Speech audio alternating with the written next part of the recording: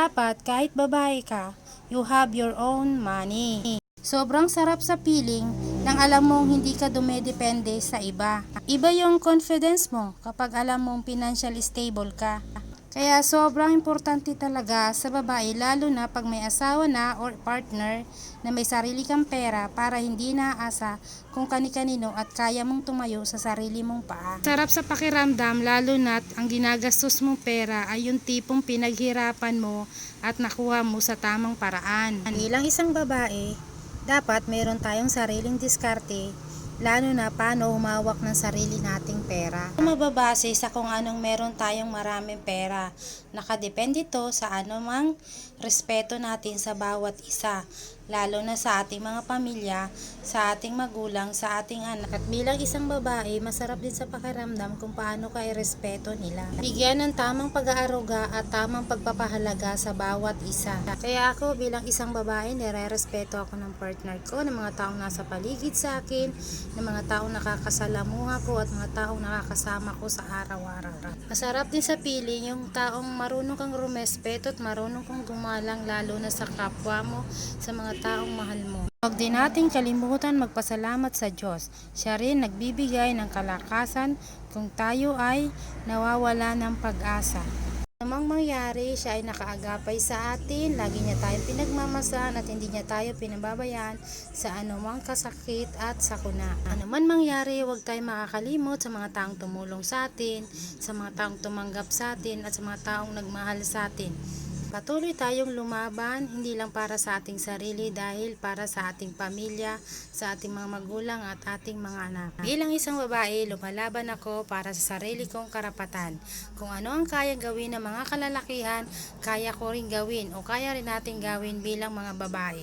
No matter what happened, just pray and thank you, Lord, for all the success that you have. Patuloy tayong mangarap hanggang sa mapagtagumpayan natin at makamit natin ang lahat ng ating nanais sa buhay. Mainit! Magangin tayo. Buksan ang aircon kung may aircon. Oh, si boss. Nakapag-wash. So, ako naman ang susunod. Ay, ako. Ay, salamat. Pupunas na, alas 9 na, pasado ng gabi. At syempre,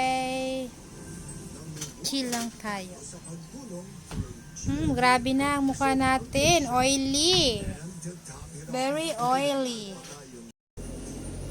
Dali kami 13, namili pag-uwi, ang paa namin nananakit kalalakad. At alam nyo guys, sobrang init sa 13. At yung pala naman ay umulan banda dito. So napakaingay dito sa amin. Alam nyo naman, tabing highway kami. Ang ingay ng mga sasakyan. Pero sanay na kami sa ingay. Parang musika na lang sa amin yung harurot ng mga sasakyan dito. Minsan dinervyusin kasi yung mga patakbo ng motor, sobra nakakatakot talaga sila. Parang di sila natatakot. Ako natatakot para sa kanila. Diba? Ganito na kami pag sarado ng tindahan. Antay na lang ng oras, nagpapaantok, nanonood ng TV. At syempre, chill kami. At si boss, tingnan nyo si boss. Ayan si boss, nakikita nyo. Nagmamasahe ng mga paa dahil masakit. Siya na nga nakaubos yung gamot na yan, buy one take one. Bagya akong gumamit. Sabi ko nga sa kanya, huwag masyadong mag-apply kasi baka mamayang gabi mahati na ang katawan. At lumipad na.